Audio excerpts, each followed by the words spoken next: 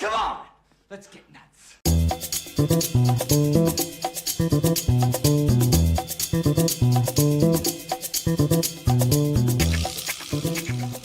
Well, hello everybody, what's happening? Things seem to be working today. Hopefully everything, hopefully, knock on wood. Ding, ding, ding, ding. Yes. What's happening, guys? Film Junkee live now for sure, and everything seems to be back in order. Everything's good. Apologize again for what happened on Monday, but, crazy things happen, sadly. It's just what happens, and hopefully you guys are doing good. It's all great. It's all gravy. How we doing out there, ladies and gents? Oh, man. Looks like Miss Jackson was doing some gifting. Love ya. Always love that. Appreciate ya. But let's see who's out there right now. Make sure you hit that like, thumbs up. And, of course, subscribe to the channel if you haven't already. All right, guys. Let's get to it. We got Mr. Fear Jason right here. What is happening? We got Max Wolf Danger. Hey, Dave, if you don't know what is going on right now, Liam Payne from One Direction has died from falling out. Yeah, I saw something about that. Didn't know exactly who the guy was because just never was into that band. But yeah, pretty crazy stuff. Apparently they found there's some eyewitnesses of some things and everything like that. And apparently TMZ posted an image that had his body, that showed his body. So a lot of people are pissed off at TMZ as well. I'm just going by what I saw, but man. Pretty crazy, pretty crazy. All right. Let's see, we'll turn that off right here and I saw that picture, yeah, pretty cool. Pretty cool. And then, of course, thank you again, Miss Jackson. Man, you gifted quite a bit right there. I appreciate you. What's going on, Ryan? Good to see you, buddy. Also got the Mets and Dodgers game on right now. Currently, bases loaded, 2-0 Dodgers. Yeah, I think the Mets are they're gonna shit the bed on this one. They are not looking good. Third inning, not looking good. Versus Caesar. So Rocket got experimented on. Eagle got knocked out. What's gonna happen to Krypto? Jeez, don't say that. Yeah, but Krypto again. But see, Krypto is a super dog. He's a super dog. He's Kryptonian. He's powered by, just like how Superman is. So I think he'll be all right. I mean, there might be a moment where maybe, there might be something right there. But, I think Krypto's actually going to be okay. I think so. I think he'll be all right. He'll be all right. What's going on, Axel? Good to see you, buddy. All right. Who else we got? We got Music Man. What is happening? We got a regular Neil. How you doing, man? Hey, appreciate it, man. It's been a while since I've seen you. Right there. What's going on, Indiana Jake? Crypto, Ninja Gamer. I'm so nervous about the DCU being super cheesy and ridiculous. I think we'll be all right. Ahoy, ahoy, Mr. Jason McKenzie. Always great to see you, my friend. Yeah, it's working. Don't worry, it's working. Like I said, just worked out all the bugs. Like I said, I'll tell you what was all happening right there. We got Taladia Plays. What's going on? Thank you for being a member, of course. Hey, Dave, the soup's in Crypto Image. Yes. Very much fire. We got W Games right here. When will we be getting DCU Batman Brave and the Bold? It's not going to be for a while. We're not going to get that casting till next year for sure. So, yeah, I'm not going to do that. What's going on? We got Geki TV. How you doing? Good to see you. Of course, we got Fear Jason right here as well. We got Ash Kruger Myers. Thank you, man. Yeah. Thank you for watching since then. Appreciate that for sure. All right, guys. Like I said, subscribe to the channel, do all that. Yeah, basically what happened on Monday. So what happened on Monday, or what happened, if you guys, I actually kind of talked about it when I posted my Not So Live Film Junkee on Monday. Oh, wow, they got out of the inning. Good for the Mets. Wow, didn't think they were going to get out of that. But so basically what happened was, okay, so if you guys have noticed, like if you follow me on Twitter, I'm trying to be like more of like, hey, why am I just like retweeting stuff and everything like that? Now I'm like going, okay, if some news happens that I think is cool, hey, why not whip up a little thumbnail, talk about the news, put a little joke or a quip or something like that. So I started doing that, and I realized, you know what? I'm going to change my Twitter handle from my name, which was Dave E with 2 E's, my full name. And I was like, you know what? Just make it get Film Junkee. So I changed my Twitter handle to just The Film Junkee, and it just made everything all wonky. So it made things where that was linked to my streaming stuff.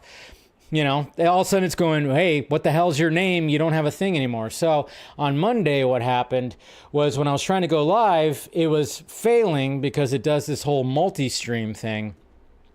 And every time that I tried to go live, it created a new live stream on YouTube for some freaking reason. And yeah, everything just got all wonky, and I was like, holy crap. That's why I was just like, forget it. Let me just record it. So hopefully that'll be it, because, and then of course there's just other things too. One of my monitors went out over the weekend. Like, it literally just went out. Like, this monitor right here, the monitor that I have right here, just went out over the weekend. I was just seriously just like working on stuff, and it just went whoop. It just went pew. It just blinked out. Couldn't get it back, but luckily I had a backup. Luckily I had a backup monitor. So, yeah, so I was having some things happen over the weekend. So there you go. It's all good. It's all good. It just happens, you know. It happens. No big deal. So we're good. We're good, guys. All right. Let's talk about some movie nonsense. It's never nonsense. It's always fun. Hopefully you guys had a good couple of days. We got plenty to talk about. Ooh.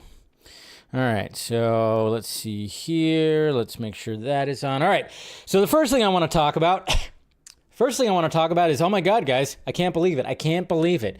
And I don't know if you're going to believe it too, but Megalopolis. We remember Megalopolis, obviously, you know, Francis Ford Coppola, his little passion project that, you know, bombed badly at the box office. Well, even though it bombed badly at the box office, it reached a milestone over the weekend. And you're not going to believe the milestone it actually reached. Crazy. I don't think anybody thought it was going to reach this milestone, but it did. It crossed $10 million globally. Oh, boy. $10 million globally.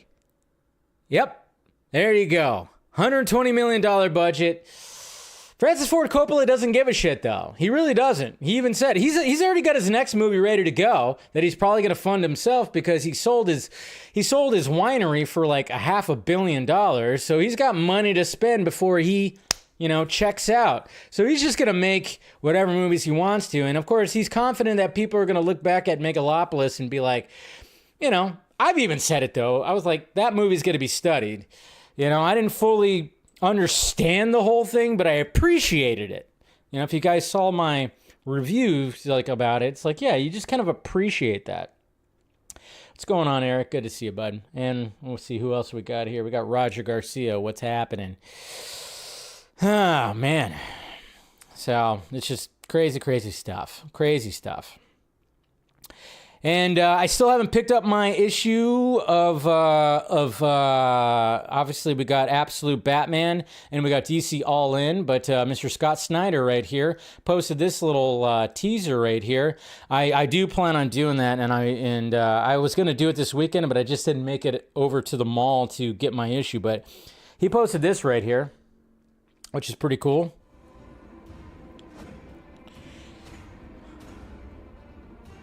It's a cool little trailer. DC goes all in. Absolute Wonder Woman, which looks badass. Iconic heroes reinvented. Absolute Superman. An universe of epic adventure. So that's cool, though. I didn't realize there's going to be a Harley Quinn as well, too. If you notice right there.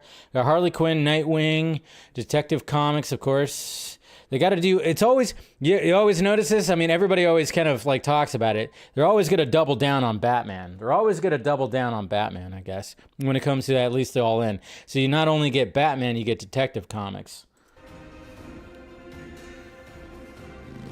And of course, Absolute Batman, which everybody's raving about right now. There you go.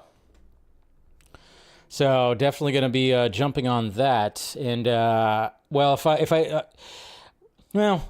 trying to figure out tomorrow. If I'm going to the movies tomorrow, I'm definitely going to go pick up my copies of the books that are currently out right now. So, cool stuff. Yeah, I know. I'm just like, I lagged on it. I got lazy this week, and I was like, yeah, I should go to the mall, because, you know, the comic book shop that's close to me is in the mall, and sometimes you just don't feel like going to the mall, because there's too many, especially on the weekend. You want to go to the mall on the weekend?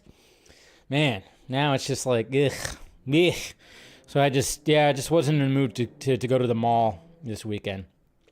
Hey, we got Scott Derrickson right here. Scott Derrickson has a new movie coming out on Apple TV next year that sounds pretty interesting, and it's starring two people that I actually really like. So, and the premise of this sounds pretty damn up my alley. I don't know if you guys saw this. First look at Scott Derrickson's The Gorge, starring Anya Taylor-Joy and Miles Teller. Yeah, he's pretty hot too. What? Of course he is. Anyways, the survival thriller follows two snipers, one American and the other Russian. Gee, which one's Russian? Stationed at a separate watchtowers to safeguard the world from a mysterious evil. Huh? And then look at that poster right there. That looks pretty cool. And you got a creepy little evil hand poster right here. Ooh, buddy. So... And it's got Sigourney Weaver. I didn't even realize that. Holy shit. Didn't even realize. Sigourney Weaver also in it? Yeah, I'm all set. Yeah, I definitely want to see this one. But it's like, are they going to release it in theaters too? Can you also put it out in theaters for like a brief moment there, Apple? Just saying. Just saying. It'd be kind of nice. You hate Miles Teller? Why do you hate Miles Teller? What did Miles Teller do to you, Music Man? What did he do? Went to the mall just to discover that a scooter is a sailboat. Ha! Aaron, I know exactly what you're talking about. It's a schooner, actually. I know exactly which movie you're talking about, and kudos to you, sir. It's the first Kevin Smith movie I watched, and it's still my favorite Kevin Smith movie. But here we go, guys. I spy a human torch. That's right. A human torch fully in uniform on a beach.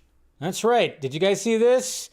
Floating around. Not many people were talking about it, and I'm even kind of wondering if I should even show the images, but you know what? I'm just going to, just real quick right here, because I made like this. I saw the images and I put it together, and it's kind of interesting because I don't think it's actually Joseph Quinn on the beach, who of course plays Human Torch in the Fantastic Four movie. There you go. What? There he is. On the beach. That's what they spotted. It might be a stand-in. Not too sure, but I mean, the costume looks exactly what we saw right there. So not too sure. But why is he on the beach? Why is he on the beach? Could it be that he was approaching somebody who, you know, lives in the water? There is a character that got introduced in the second Black Panther movie that he could be possibly, you know, looking for or trying to communicate with. I don't know. So it kind of makes me go, wait a minute, is Neymar in Fantastic Four? Could be. I don't know. But yeah, those are floating around, but like a lot of people weren't even like posting them. It could just be all BS for all we know.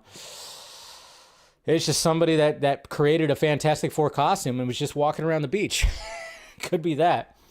But when you want to talk about costumes, you want to talk about excellent costumes when it comes to the Marvel Cinematic Universe, well, we got concept art, original design of a costume that people want to see Mr. Hugh Jackman wear if he returns as Wolverine, especially in Secret Wars. It's, of course, the Jack Byrne suit right here, the brown and tan version, which, of course, we saw, but we didn't see him, of course, wearing the mask with it, but look at that. Look at that concept art. That just looked awesome right there. And yeah, I think I wouldn't be surprised if they decide to veer more closer to there, because if they're listening to people who are just raving about this version of the costume, I mean, why not? Why not? Why not have him wear that in Secret Wars? If he's coming back, put him in that costume, because it looks pretty damn good. Looks pretty damn good. Not gonna lie. I like it. Anyways. I'll save that for that. Okay, so this is kind of funny too. So of course we have Absolute Batman, right? We got Absolute Batman, and then of course, if you guys, I follow Mr. Officer Martinez on Twitter, who if you don't know who Officer Martinez. Sorry, officer, I was not drinking. Officer Martinez in the Batman, of course, we know he's throughout the whole movie, and of course he's the one that's like, hey, Mr. Wayne, he's that guy, kind of a dick, but kind of like, hey, he's just doing his job. And so if you're following the Twitter handle that is Officer Martinez, they made this little edit right here, which I thought was pretty damn hilarious. Scott Snyder, hopefully you've seen this. This is pretty awesome right here, but they made an Absolute Batman version of Absolute Martinez. And that's just very creative. You got to love that. And people take it upon themselves to do that. Yeah. You got to love that, man. It's good stuff. I love that. Absolutely good stuff. Creative art. Creative things. And then, yes, guys, the McFarlane toys keep on releasing things. Pre-orders are going to be happening for so many things when it comes to, we talked about it. I talked about it on Monday's show that wasn't so live, but but lately it's just been a lot of things when it comes to the McFarlane toys, especially with New York Comic Con that is going to be happening in, a couple days. They've been, of course, unveiling their new toy line and a lot of BBS stuff, a lot of Snyderverse stuff, but there's also the Batman Beyond Batmobile. That's right. Oh, this is a Walmart edition. It's a 2-option Batmobile and Batman Beyond Gold Label 2-pack right here. But look at that. Look at that beast. That's right. I already got one Batmobile that I showed you guys last week that Mr. Scott McClellan got me. He got me the 89 Batmobile, which is great. But yeah, you can get yourself now the Batman Beyond one. So it just shows you. I love the multiverse line because they just unveil all this, and it's just like, my God, dear Santa, can Santa just send me all this stuff? Yeah, I tell you what. Hey, we got Sydney Sweeney. Who's a fan of Sydney Sweeney out there, huh? Gentlemen? Of course you are, because Sydney Sweeney looks like Sydney Sweeney, obviously.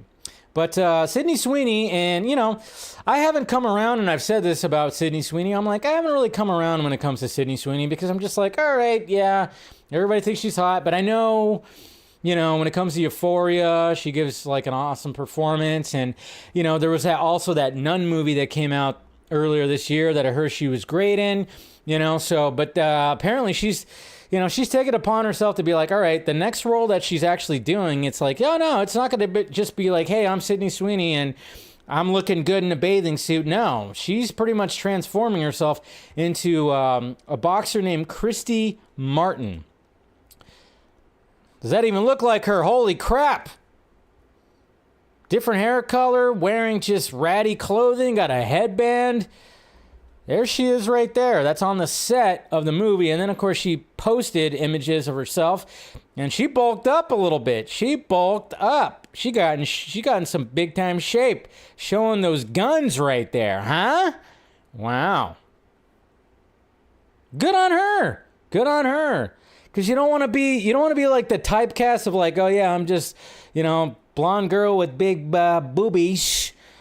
And everybody's going to be gawking at me. No, you don't want to be like that. You want to like challenge yourself as an actress or an actor, You don't want to just be that. And that's cool. So, yeah, that's her as boxer Christy Martin in the biopic. They don't know what the title is, but it's currently being filmed right now. But good on her. There's actually another image of her, too, on set. And she's like got her hands in her pocket. And you see like fucking like big time tricep action going on right there. So, love it. I love that. So she's challenging herself. And then here we go, guys. Anybody a fan of the Conjuring series? The Conjuring franchise? Well, we got the final film in the Conjuring franchise that has begun filming right there. James Wan actually posted the images of the two chairs, of course, the two leads. But then, of course, we got this image right here, and we got a full-on title that's called The Conjuring Last Rites, spelled R-I-T-E-S. That's right. And it's the final one. It's the final movie in the Conjuring franchise. Of course, final doesn't mean jack shit when it comes to the movies, because how many times has there been, especially in horror, have you noticed like that trend? How many times have we seen like the final chapter, the final whatever? It's never final. I believe there's a Jason that has a final chapter. I think even Jigsaw saw that they had like a final whatever the hell. If it makes money, it's never final. So if this movie ends up making some good money, it's not going to be final. They'll somehow continue it, even though this one might be a little bit harder because it is loosely based on real people, real stories, the Warrens. So I don't know. I guess we'll see. But it just seems like anytime that's the thing. It's like in the past decade, the past 10 years, horror has just been climbing because they're cheap to make and they make money now. I mean, look what's going on with the Terrifier. We're going to have 20 Terrifier movies because that thing is just keeps on going. Freddy's Dead, The Final Nightmare. There you go. There's always a final. They always go, we're going to wrap it up, but they never do. They always reboot it or they do a spin-off. So yeah. They'll probably do another Annabelle movie or something like that. But hey, guys, holy crap. Watch out. We got a new movie from Sony that's going to be coming out. And this movie is going to be building probably a new franchise that is probably going to spawn 7 sequels at least, because this has so much potential right here. A live action View Master Toy movie is in the works. What the fuck? That's right, guys. If anybody who's old enough who had one of these as a kid, I did. They are basing an entire movie on this toy right here. What?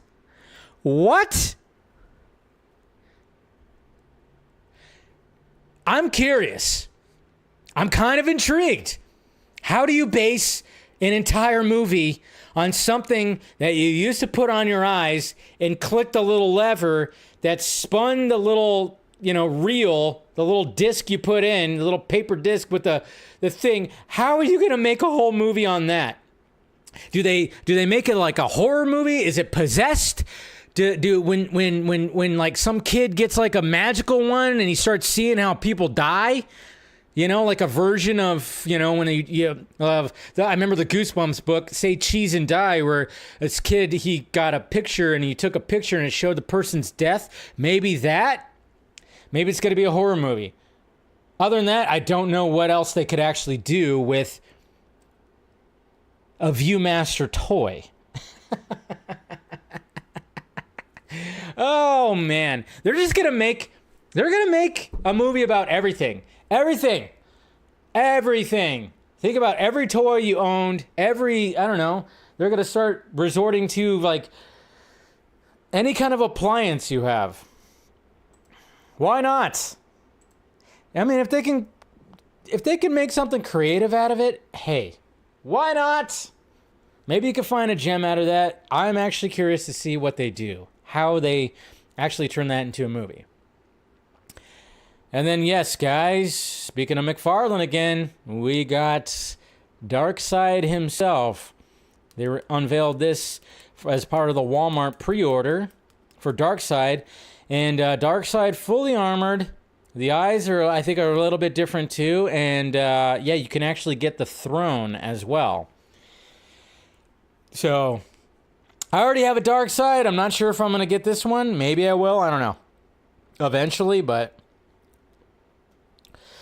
yeah, it comes with a throne, and there's a little thing behind it that shows fire. So that's pretty cool. But I'm just kind of going like, there's just so many. I'm already like going, which one of the BVSs am I going to get? And am I going to get the Batman Beyond Batmobile? Again, I'm just like, I'm not going to just buy everything I see because it's just, it's too much. It's too much. But, I already got a Darkseid. It's more of an success because, when the original line came out. Hey, and then speaking of David Corenswet, apparently he's got his next movie that's going to be, I don't know, he's going to be starring in this next movie, according to Deadline right here. David Corenswet has been cast as Mr. Irrelevant, which I know there's some people out there who are not fans of the DCU, would like to actually coin that, put that title on him because they just hate him for no reason. The film follows John Tuggle. Of course, this is a guy who was a football player back in the 80s, and I remember hearing about this guy who was given the title of Mr. Irrelevant after being the last pick of the last round of the 1983 NFL Draft. So that's cool. I mean, he's freaking Corenswet's built like a football player. I mean, he packed on some muscle for Superman. Now, naturally, that muscle he gained for Superman is not going to, I'm sure he's not going to fully be like in that shape, but it's actually kind of cool because it's like, okay, obviously he's going to be in sequels for Superman, if it does fairly well. So, hey, this will help him keep in shape, I guess. If he's going to be playing a football player. Air Conditioner the movie. Yeah, exactly.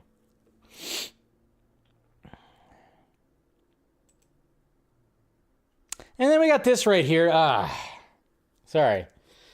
It's kind of wiping my nose off here. I feel like my nose is running right now. Sorry. I think some allergies or something are happening with me today. So we got this right here. I don't know if anybody is planning on seeing the Wicked movie. I have no desire to see the Wicked movie. I mean, I get it's based off Wizard of Oz. It's like a little prequel kind of thing and everything, and fine. And when I see the trailer, I go, "Yep, that's not for me." I think I've had my share of a musical for the rest of the year for sure. But we got the Wicked movie coming out. And we got the star Cynthia Erivo right here, who decided to just be like, you know what? We need some controversy. We need some controversy before this movie comes out because why not, right? Nowadays, you always have to have some kind of controversy that happened. And she was deeply hurt by this image right here that somebody actually made. Somebody made an edit because, well, they made the poster for Wicked, which was a play on the actual poster for Wicked, but it wasn't exactly like it. So somebody tweaked it to make it look more like the Wicked poster that you see on Broadway. And that's it right there. And then she posted right here on her Instagram stories, it looks like, "This is the wildest, most offensive thing I have seen, equal to that awful AI of us fighting." Yeah, that was floating around too. Equal to people posing the question, "Is your pussy green?" That's what she meant. She censored it. None of this is funny. None of this is cute. It degrades me. It degrades us. The original poster is an illustration. I am a real-life human being who chose to look right down the barrel of the camera to you, the viewer, because without words, we communicate with our eyes. Our poster is an homage, not an imitation. To edit my face and hide my eyes is to erase me. And that is deeply hurtful. Whoa. Whoa, that's a little extreme. Somebody just made an edit like the original poster. It is not that serious. And she went crazy with it. Holy crap. But what is hilarious is the fact that she posted this edit right here of her character. She was okay with this, but I guess it's because her eyes are shown. But it's kind of funny that somebody made an edit, probably using AI, of her character of the Wicked Witch in a war zone. That's okay. That's okay. But if you cover her eyes, that's crossing the line. That is absolutely crossing. What are we doing here? Relax. Somebody made an edit that was like the Broadway poster. It is not that serious. Not that serious. What are we doing? But yeah, but she had to make a big stink, and it's like, oh yeah, now we got controversy, and now everybody's just throwing her under the freaking bridge, right, or under the bus. Bridge, bus, whatever. Whichever one you want to prefer. But yeah, good job. That's a way to promote your movie, by getting all huffy-puffy about a fan edit that was paying homage to the original poster with you guys. Good job. Cry me a goddamn river. It's not that freaking serious. Holy Lord, man. Actors nowadays, so sensitive, but it almost makes you kind of wonder, like, did her PR team put her up to that? Did her PR team put her up to that? Be like, oh yeah, let's make controversy out of this, you know? So now she's like, you know, obviously there's like media is handling it and stuff like that. I don't know. I think it's pretty damn ridiculous. It's really not that serious. Not that serious at all, but hey, what can you do? What can you do? All right, guys. All right, we got James Gunn, who unveiled Krypto and Superman in a new image of them looking at Earth. And when it came to fans, everybody was like, hey, let's have a proper discussion about this image right here without anybody actually losing their minds about it. We're going to have a proper discussion, talk about what you don't like, what you do like. That didn't happen. Of course that didn't happen. That didn't happen at all, because fandom nowadays, you just can't have something that's unveiled anymore where there's just you're going to have one group of people lose their minds and one other group just be, you know, cheering it to the moon, I guess you could say. But yes, guys, that was a big thing that happened over the weekend. And here's the tweet right here when it comes to James Gunn and what he unveiled, and it's pretty damn awesome, I'm not going to lie. There's the image right there, of course. We got Krypto, we got Superman, they're sitting on the moon, and we got the Earth spinning like that, which is like, okay, that's pretty sweet. And let's face it, the cape is, well, I think we all kind of agreed that the cape is like the best part of the movie right here.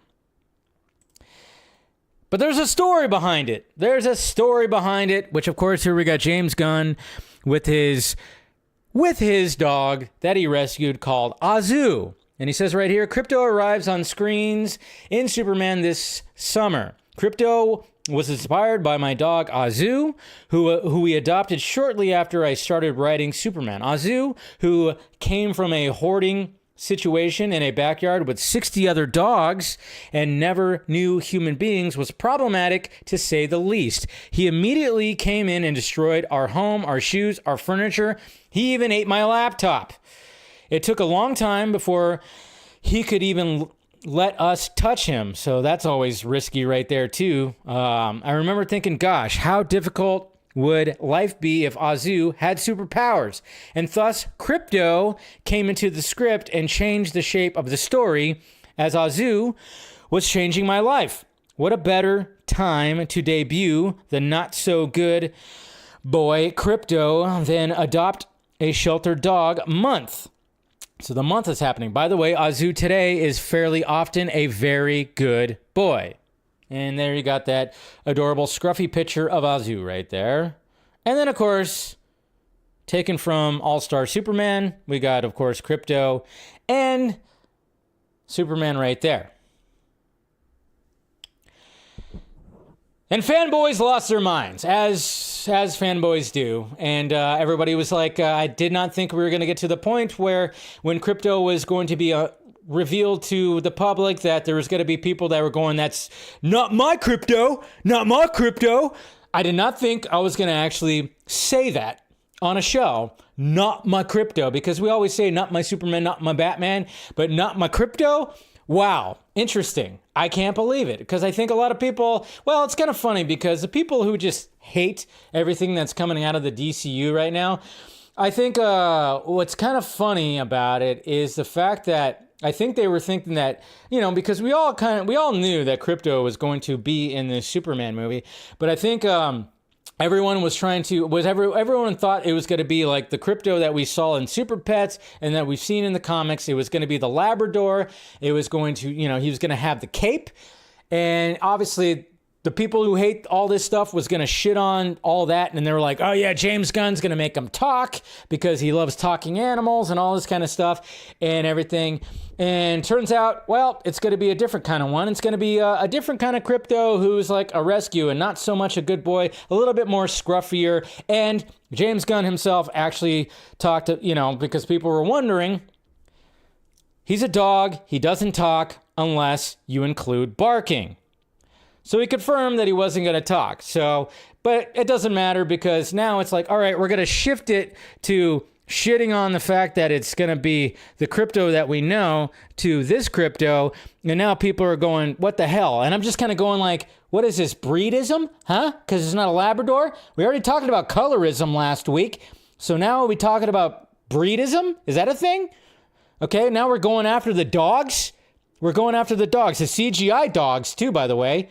I actually had somebody in my mentions talk about, oh yeah, even James Gunn is doing the nepotism for his dog. And I went, you do realize that his dog is not actually in the movie. He's not actually in the movie. It's a CGI dog. It's just inspired by his dog. And I'm just kind of going, and of course I click on his profile and it's all Snyderverse. It's all Zack Snyder. And I'm like, all right, again, somebody who's embarrassing the Snyder fandom as has been happening a lot with all the DCU stuff. And I'm just like going, do you guys just don't even think before you like say this kind of stuff? It's crazy. But so now just going back to my thoughts, my full-on thoughts about this right here, and I'll bring it back up. My thoughts, I think we can, well, hold on. My thoughts initially, when it comes to the whole discourse of everything, when it comes to what's happening, when it comes to fandom, I think we can all agree, at least, even if you don't like what's happening with the DCU or you don't like James Gunn, I think we can all agree that this image, this right here, way better than the image of the unveiling of the costume, right? We can at least agree upon that. Right? We could just kind of like come to an agreement of like, hey, when we saw the first image of David Corenswet in the costume, we were kind of like, huh, that's it? Really? That's how we're going to do it with that background and stuff like that? I think seeing this image right here, I think we'd all could agree like, hey, maybe this should have been the first image. And another thing I'll say, this should be the poster. This should be the teaser poster. This should be all over New York City for New York Comic Con. This should be in movie theaters. This should absolutely be in movie theaters. And you know why? You put this out there as a teaser poster for Superman, you're already going to get the female demographic because there's a dog on it. There's a scruffy little dog on it. That's going to help. Dog lovers, they're going to see this and be like, what? Superman? Dog? What are we doing here? Huh? Kids, same way. When it comes to kids as well. What, a dog's in this? I mean, of course, kids will probably already want to see it already because you already got the big flying man with the cape. But I'm just saying, this should be the teaser poster. This should absolutely be the teaser poster. Now, of course, everybody's just, are going to start nitpicking about, wait, why would the Earth look like that big? And does it look good? Or, I mean, I had people in my mentions too going, fucking looks like green screen.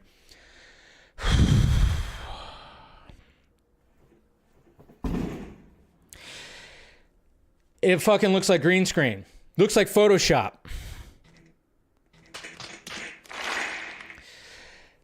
Yeah, I mean, sorry to tell you guys that I heard they were trying to do this practically. They were going to do this a practical shot, but the moon's a little far away. A little lack of oxygen up there too. So yeah, it's not real. It's green screen, it's Photoshop. Yeah, there's a lot of that. I mean, it was funny when I got those responses. And then, of course, I just acted like a smartass, as I do. And I'm just kind of going like, holy crap. And I'm just kind of going like, guys, just relax a little bit, It's cool that the guy who's making the movie got inspired. He got inspired by adopting a shelter dog, a rescue dog, which people do and people should do, which is great. And it's always great when they do that. There's nothing wrong with it. There's nothing wrong with that, in my opinion. And I'm like, hey, yeah, do that. Have a little story behind it. There's nothing wrong with that whole kind of situation, you know?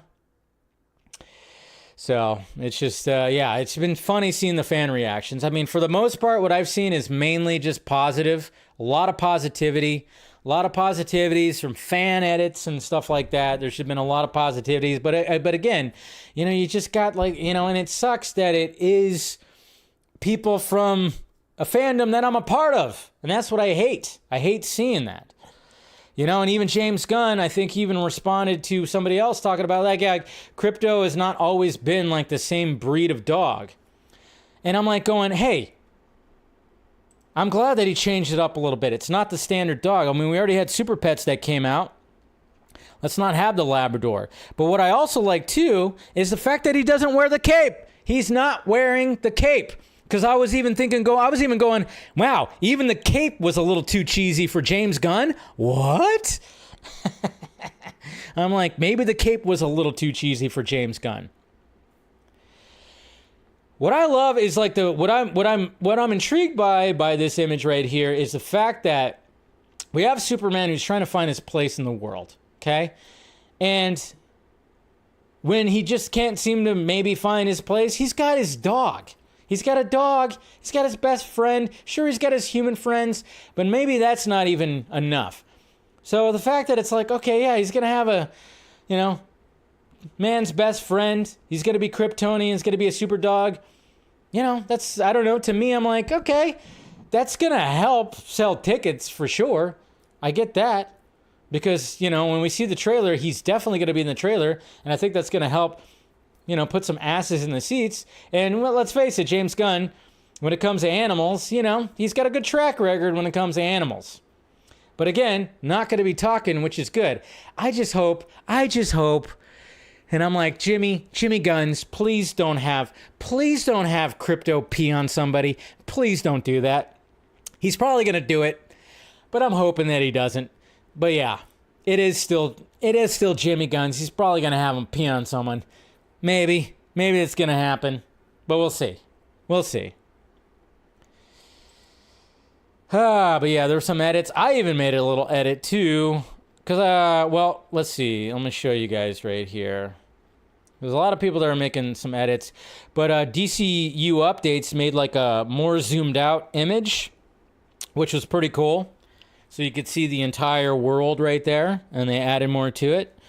So that was like pretty cool. And I was like, you know what?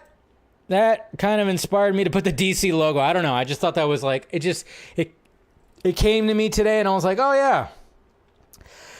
What if we just do that? It was like a quick edit because I was, you know, I was working and I was like, oh, let me just do a quick edit when I was on like a little break, and I made that right there. And I was like, you know, I thought, why not put the new old DC logo right there? And I was like, oh, that's fun. That's fun right there.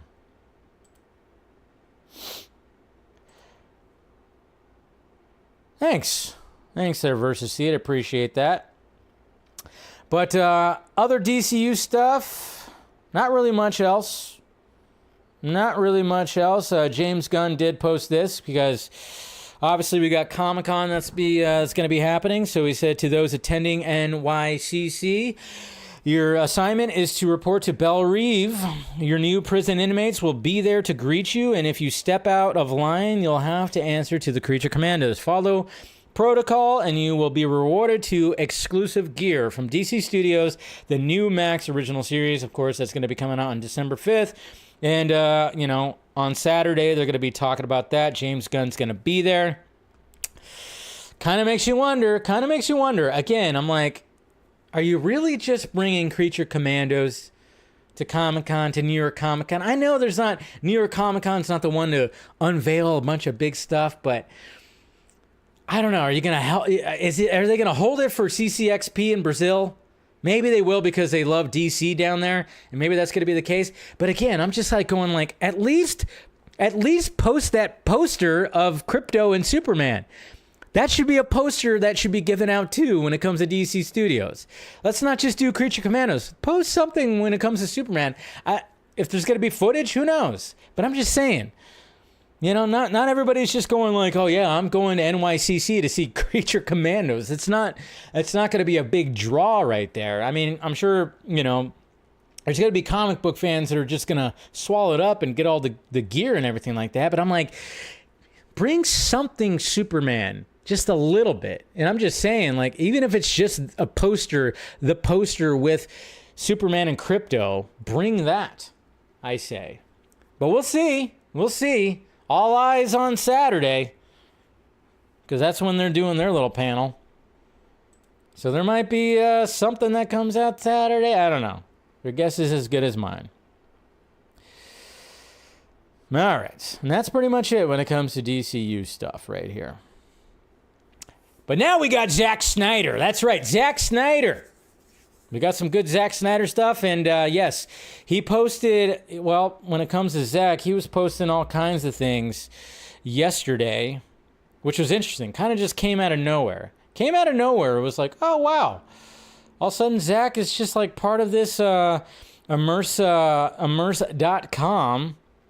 And it just all kind of came out of nowhere. And it was pretty cool and stuff. And then, of course, you naturally, you got those, you know, again, you got those crazies that I'm just like going, stop it. You're just embarrassing the fandom, as you guys do almost at a daily basis. They're like, oh, that's the reason why James Gunn posted the Krypto and Superman. I've seen it. I've seen the tweets. They thought like, oh, the reason why James Gunn posted that was because Zack was posting this stuff. And I'm going, again, you're embarrassing yourself. Stop it. Just stop. You could still enjoy and post everything about the Snyderverse when it comes to DC, but when you start making those kind of claims, it's embarrassing. It's embarrassing. It's absolutely embarrassing. So first off, it started off right here. I'm excited to share something cool I've been working on for the past few months. Welcome to Inverse.com's annual superhero issue, guest edited by me. Check out the entire thing. So he posted that first, and then he said, from heavy metal to Watchmen, comic books made me the artist I am today. Read all about these stories and others that influenced his career, of course, in my editor's letter for Inverse.com. And then this one right here, we're going to dive into this one a little bit right here, but Frank Miller is both an inspiration to me and a kindred spirit. For Inverse.com's superhero issue, I interviewed him about his career and his approach to making art. We go pretty deep in this conversation, and I think you'll enjoy it. And then, of course, he said right here, Dave Gibbons is one of the best comic book artists around. I loved editing this interview with him by Jacob Kleinman about his career and the pivotal Superman comic he made with Alan Moore. And then we got right here, when Inverse.com asked me to guest edit the superhero issue, the first thing I said was I wanted it to be about sex and everything else we think superheroes don't do. Thankfully, they were more than game for the challenge. And then he said, forget everything you know about Batman, Superman, and Wonder Woman. This article dives deep into the complicated morality of DC's three biggest superheroes. And then he rounded off right here. Does Batman have sex? My version of Batman definitely did. Well, other versions did too. He does have Damian, for Christ's sake.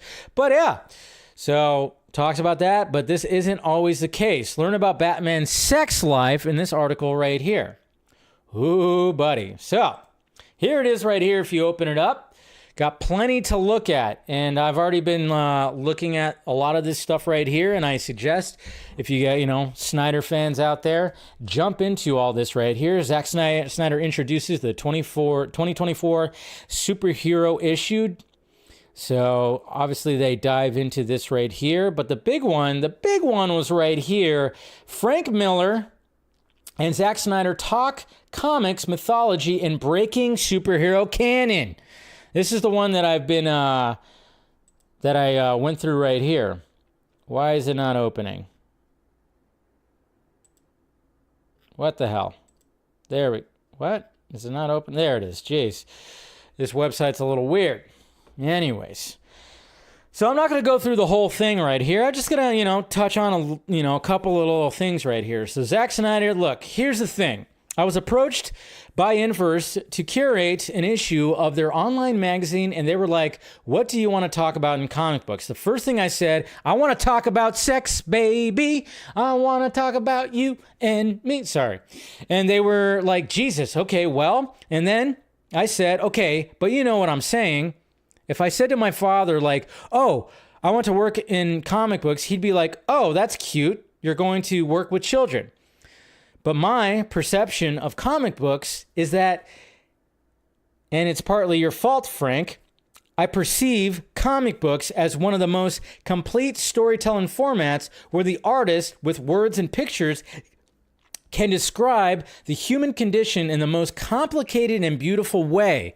And so I told him, look, I want to explore the perception of comic books as an adult medium with adult themes, real struggles, and psychologically complex characters that are fully formed in their morality or lack thereof, and really hold up the mirror to us as society. So anyway, they were like, okay, that all sounds cool. How are you going to do that? And I said, well, we'll write a series of articles and maybe I'll interview Frank Miller, because I feel like Frank is a Rosetta Stone for the evolution that underwent in my life, where I found his work, well, first of all, like a kindred spirit, but also he told a truth that I believed about myth and complex characters and deconstructed the hero in a way that I really could relate to. So that was sort of my thesis of this discussion. Does that make sense? And Frank Miller's like, yes, it does. You gotta love that. And of course, they talk about Sin City, Daredevil, all this stuff. And like I said, I'm not going to go through the whole thing because that would take forever. It's a good interview. It's a great interview, and you guys should all watch it, read it. And it's good. And they even talk about, bringing Batman back, with The Dark Knight Returns, and bringing him back, because obviously Frank Miller right here, the notorious old TV show, the one with Adam West and Burt Ward, I mean, that was a goof. It was basically a snide take on stuff that I remember that I absolutely loved. I loved the comic book characters, and the TV show was constantly telling you how stupid the comic book was. Zack says, yeah, because it was a counterculture against authority, and they sort of saw Batman as the man. And so I just felt like they were making the man out to be sort of an idiot. Yeah. So without question, I was rejecting that damn show more than anything when I did Dark Knight Returns. You were like, literally, this is opposite. This is the opposite. The guy is the opposite of what you think he is. Frank said, yeah, this guy is no joke. So brought him back. And then, of course, talks about Superman being like the Boy Scout and everything, and talking about some Daredevil stuff. More Batman. Oh yeah, this is where I wanted to talk about too. Of course, the whole Batman not using a gun situation. And of course, that's always a topic of conversation. Batman killing, and then of course, Batman even touching a gun. So Zack says right here, yeah, that's cool for me. If someone says in a hero's canon, he's not allowed to do blank, I immediately want him to do that thing, because I feel like if a character can't withstand breaking his own canon, then he's not really worth anything, And this is something that Zack, of course, talked about on Rogan. Frank Miller said, right. And then what defines him? I mean, at first, Zack, I approached this kind of thing almost like just a rebellious adolescent. I was told Batman could never fire a gun. I was told by the editor with absolute conviction. So I came up with an excuse for him to fire a rifle, even though it was just a grappling hook into the side of a building, but it was just to get the picture of him holding it. I don't like this absolute dicta. Zack said, well, it's cool because if you can create a scenario where Batman has to shoot a gun and someone says, well, Batman can't shoot a gun. And you're like, well, what should he do in this scenario then? And then if someone says, well, don't put him in the scenario. I'm like, well, that's a weak character. You can't have a character where we're modifying his scenario because he can't exist in it. It's not realistic. Now we're creating scenarios that his morality can work inside of rather than the other way around. Absolutely right, Zach. That's not creative. And I think that's what The Dark Knight did for me. I was like, oh, wait, Batman can actually live in my world, which I think was cool. Batman can't shoot somebody dead. He cannot murder, but he can completely... But that's completely different issue than usually essentially a tool. So there you go. And that's just something that Zach said on Joe Rogan, which totally made sense. Like, okay, put him in the scenario. And again, and that's what I love about Zach, and that's what I love about anybody who's creating. And I'm hoping that James Gunn does something like that too. And then I love again, even going back to the Krypto thing, it's like, oh no, maybe, and I'm kind of wondering too, if they're like, oh, I'm going to have Krypto in it. Well, Krypto has to look like this, and he has to have a cape. And James Gunn's like, no, well, what if Krypto was, what if he was like a rescue dog and he was very shaggy? And he didn't look like the prim and proper Krypto, like ta-da, like that kind of dog. So that was kind of like, looking at both little situations, like, oh yeah, you got to let these creatives kind of inject some real world into all this cape shit, And I love that. But yeah, check out the interview. Check out all the other articles in this inverse.com. Inverse.com right here. Check it all out. And yeah, it's great. It's great stuff. So I haven't checked it all out. I just basically just read the Frank Miller interview. It's good times. All right, what's happening at the box office this weekend? Smile. Basically, that's what's coming out this weekend. There's nothing really else. We're in October, so naturally the horror movies are coming out. And I need you guys to help me out here, okay? I need you guys to help me out here. We're gonna look at some reviews when it comes to Smile, but you guys help me out here. I'm kind of like I'm indecisive right now because I do want to see Smile 2. I enjoyed the first one. And I do want to see the second one, but sadly, and I'm just kind of going, and maybe I'm just like, it's because I'm getting older, guys. There's the earliest showing is 7 o'clock. So that means I have to wait till 7 o'clock. I'm not going to get home till after 9. And I'm like, 7 o'clock, because I've been spoiled by all these 4 o'clock, 5 o'clock, 6 o'clock showings where I'm not getting home so late. So I'm like, do I go see that, or do I go see at 4:15 the Christopher Reeve doc, because it is playing at my theater as well, or should I just take a break? Because I've been consistently seeing movies for 7 weeks straight. I don't know when the last time I took a little break for a Thursday. I don't know. And I wouldn't take a full break, because you know what I'd actually watch? Because I forgot it came out. I would actually watch the Hellboy movie tomorrow. So you tell me. Should I do a reaction to the Christopher Reeve doc, Smile 2, or the Hellboy movie? Stay home and watch the Hellboy movie. You tell me, but right now, we got Smile 2 that's going to be coming out, and that's going to be the new movie. Let's see what some of these critics are saying. So currently right now at the Devil Fruit site, it is 82% with 55 reviews. Scroll too far. So let's see what some of these critics are saying. All right. Without a doubt is a must-see. Endless brutality and jaw-dropping moments that never let up. Naomi Scott's performance is spectacular. Give me Smile 3 now. Disorienting, compelling, and often mean-spirited, Smile 2 is the kind of flick that will have genre aficionados grinning from ear to ear and everyone else trying to hide behind their popcorn. No matter how repetitive and familiar the sequel is when placed next to the first entry, it's constantly scary and frequently disturbing. If nothing else, it proves that sometimes being a good copy can have the same result as the original. And then we got a bad review right here. It may have the makings of a cult film, but Smile 2 leaves one with the nagging sense that you need to rewatch the original just to confirm this is a sequel. So it seems like people are liking it, and critics are actually liking it, and I've seen people online that say it's better than the first one, so it's interesting. All right, guys, tell me, what should I do? What kind of first reaction would you want me to see tomorrow? Tell me what first reaction. Do you want me to see Smile 2? Should I go see the Christopher Reeve doc in the theater? Or should I stay home, relax a little bit, maybe watch the little playoffs, and then watch Hellboy, and I'll do a reaction to Hellboy. Remember, Hellboy Crooked Man also came out, so. I don't know. Let's see. Black Red says Smile 2.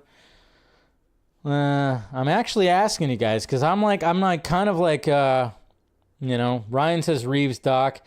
Doesn't hurt to take a day off and watch a new film at home. Okay, so Cortez said that. Reeve. Relax, watch Hellboy. Okay, so we got 2 Hellboys. We got 2 Reeves. Yeah, I mean, it's like, it sucks because I want to see them all. I do want to see them all, but I'm just like, it just was like, man, it was like 7 o'clock. Ugh, man. Hellboy, yeah. So we got some Hellboys right here. I also kind of save some money, too, when it comes to watching Hellboy. Could never watch a doc in the theaters. Black Red, you kind of read my mind. That's why I was kind of going, I like watching docs at home, too. I'm one of those as well. So I was more leaning towards the movies.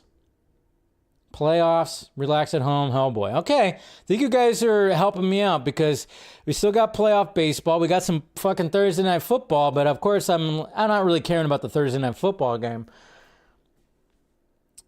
Okay. I think you guys might have made me decide. Maybe I'm just going to check out this Hellboy movie because what I've been seeing for the people who've watched it, they've actually enjoyed it. And it's still part of spooky season. It's supposed to be a spooky movie. It's like horror based. So, yeah. Maybe I'll take a break from going to the movies because like I said, I've gone like 2 straight, like 8 straight weeks going to the movies. So maybe just take a Thursday off, watch Hellboy, and I'll do a first reaction to that. So thank you guys. All right, in 3x speed. Maybe I'll just do that. I mean, as much as I want to see Smile, but I'm like, fuck, 7 o'clock? I got so spoiled by seeing earlier showings. I'm like, why is there not an earlier showing? If Smile 2 is at like 5 or even 6 o'clock, I'd be like, all right. But I'm like 7. That means I'm going to get home at like after 9 and I have to wait till 7. I got too spoiled, man. I got way too spoiled. And I'd be going by myself. If I had like, somebody coming with me, I'd be like okay with it. But yeah. All right. I think you guys helped me out. I think I'm going to stay home, relax. Got playoffs going on, and then I'm going to put on Hellboy. And I'll do a reaction to that. So look forward to it. I'm going to watch Hellboy. I'll do that. Thank you guys. Appreciate it. All right, then finally tonight, Christopher Nolan, the GOAT.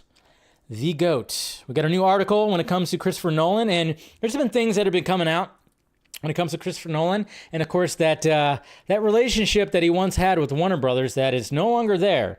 And we got more things that are coming out, and then of course naturally they announced his new movie that's going to be coming out in 2026, July, or I forgot exactly when the date is, but I love it when they announced a specific date for a Christopher Nolan flick, and everybody's already like, I want tickets. Where can I get tickets already? We're already going to be there, but we have no idea what his movie's going to be. And that's what's great. But here's the article right here from Variety. Christopher Nolan's new movie landed at Universal despite Warner Brothers' attempt to lure him back with 7-figure Tenet check. What? That's right. Oh, this gets juicy. And this is why Christopher Nolan is the GOAT. In 2020, the release of Christopher Nolan's $200 million Tenet was in jeopardy, facing an indefinite delay as the COVID pandemic raged, leaving theaters shuttered. Over that summer, the director, a champion of big screen experience, wanted his espionage thriller to be first major tentpole to debut in reopened cinemas. Former Warner Brothers Entertainment chief Ann Sarnoff, oh yeah, Ann with a plan, and the studio's motion picture chairman, good old Toby fucking Emmerich, agreed to move forward with a theatrical release so long as Nolan forewent certain fees. Following Warner Media's 2022 merger with Discovery and ensuing regime change, newly installed motion picture group chiefs Michael DeLuca and Pamela Abdy were eager to see Nolan return to the studio. He had defected to Universal 9 months before their arrival to make Oppenheimer. Nolan had a long history with the studio dating back to 2002's Insomnia. Great movie. If you haven't watched it yet, do yourself a favor. As a goodwill gesture, Warner Brothers wrote him a 7-figure check, returning the tenant fees he waived. Oh, it gets more juicy. Check this out. Alas, the gesture failed to bring Nolan back. For a man who continues to live in the same modest house in the Hollywood Hills and was known to drive a 20-year-old Honda, I love that, money isn't important, and a few extra million didn't move the needle. Instead, the Oscar winner and his producing partner and wife, Emma Thomas, opted to take his next project, which stars Matt Damon, to Universal and its formidable leader, Donna Langley. What matters to Nolan is, are you going to release this right? Are you going to have the correct marketing strategy? Are you going to get the IMAX screens? Are you going to leave me alone to make the movie I want to make? All these things that he knows he got with Universal on Oppenheimer, says Stephen Galloway, Dean of Chapman University's Dodge College of Film and Media Arts. Why would he not go to Universal? Still, Warner's overture underscores Nolan's unique status in Hollywood, which has struggled to cultivate the next generation of auteurs who win Oscars. In fact, Nolan is part of a dying breed. And of course, they talk about all of that. He cashed the check, that 7-figure check, and still went over to Universal. They were like, hey, we're sorry about all the stuff and all the stuff you hear. Here's $1 million. $1 million. We're going to give this to you. And, so when you're thinking about doing your next movie, think about us. And he said, thanks, and turned his back and said, nope. And there you go. And apparently, too, it's part of this article as well. It does say right here, what Nolan's film will be remains a mystery. It won't be The Prisoner, a project that was a long history at Universal and once was developed as a vehicle for the director. Sources say Nolan's latest isn't another sci-fi epic. I wish it was. Some speculate that it may be in the espionage genre. That's not a surprise given that Nolan flirted with making a Bond movie at one point. However, that franchise has been in limbo since Daniel Craig retired as 007 with 2021's, of course, No Time to Die. Plus, Nolan is a final cut director, and Bond gatekeeper Barbara Broccoli is loath to grant any filmmaker that control. So we're not going to get a Christopher Nolan Bond movie because Nolan likes full-on control, which is good, and they wouldn't give him that, sadly. So it's not going to be sci-fi. Could be espionage. Hell, it could be a goddamn Western for all we know. But whatever it is, we're there. I'm there. Give me a ticket already. Give me a ticket. So that's why that man is the GOAT. That's why that man is the damn GOAT right there. Love Nolan. Love Nolan. All right. Let's see. Let's go to some Twitter questions. Then, of course, we'll do the members-only stream. And then Scott and I will be doing DC Fanimated in about 48 minutes. We're going back to Superman, but technically it's a Batman episode. It's kind of funny. It's a Superman the Animated Series episode, but it's a Batman episode as well. So it's a really good episode, too. So gotta love that. All right, let's see what you guys are saying over here at the Twitters. or the X, whatever the hell you want to call it. We got Eric right here. Hey, Dave, speaking of spooky season, what are your biggest must-watch flicks for Halloween lineup? Maybe I'll put on Dracula. I haven't watched Bram Stoker's. I haven't watched that one with Gary Oldman and everything in a long time. That's probably my favorite version. I like the fact that you put Dracula Dead and Loving It with Leslie Nielsen. That's also good. Evil Dead. A lot of the Evil Dead movies are must watch. Trick or Treat. I'll put on the first Halloween movie at least. I'm a fan of Season of the Witch when it comes to Halloween. When they were trying to make it an anthology series, I might put on that. Might put on one of the Rob Zombies, at least the first one. Yeah. So I might put on a Freddy Krueger or two. I don't know. Yeah. So what's ever available. But definitely some Evil Deads, and definitely probably I'll definitely put on the original Halloween for sure. And yeah, we'll see. Devin Wooter. Hey, Dave, I just watched Saving Private Ryan on Netflix. This movie is so good and amazing. Do you have a favorite scene? Well, the opening scene is just pure nuts, man. For the movie, do you think James Gunn will release a teaser for Superman at New York Comic Con? There's always a possibility. And yes, I did forget that Nathan Fillion is actually in Saving Private Ryan. He's in Saving Private Ryan when they thought that he was Private Ryan. So good gift that you got right there, Devin.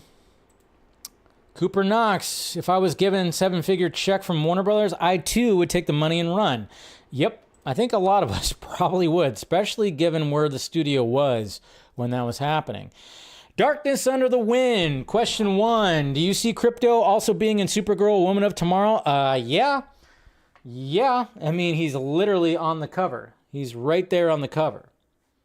So that's why it's like, yeah, he's most likely going to be there too, which is good. Question 2, do you think Peacemaker will be John Cena's final role ever in acting, and will retire when his character gets a send-off? You talking about retiring from acting altogether? No, I don't think he'll retire in acting altogether. No, that doesn't seem right. Didn't he retire from wrestling, essentially? Nobody ever retires, right? Fully. Mr. Nobody, hey Dave, have you seen Sholo get the Blue Beetle tattoo? I forgot to mention that during that. Yeah, I'll bring that up right now. I don't know if you guys saw that. What do you think is the dedication or confirmation of a sequel? Well, he's getting the animated stuff, and he's supposed to be in there. Maybe a team up? Yeah. So, like when it comes to this right here, hold on. Let's see. I don't know if you guys saw this. I did tweet it out. I should have just looked at my thing right there. But yeah. Sholo Maridueña, he got a tattoo of a scarab on his back. Hey, good on him. It sounds to me like he signed a multi-deal contract with DC Studios to show up as Blue Beetle multiple times. And of course, we know that they're doing a Blue Beetle animated series, so we know he's going to be showing up in that, and God knows what he's going to be showing up. And he decided, you know what? Fuck it. I'm going to do this. This is a role that he loved to do, and he loved him in the role. Hopefully, things don't get scrapped, because that's a painful place to might be a painful place to get rid of a tattoo.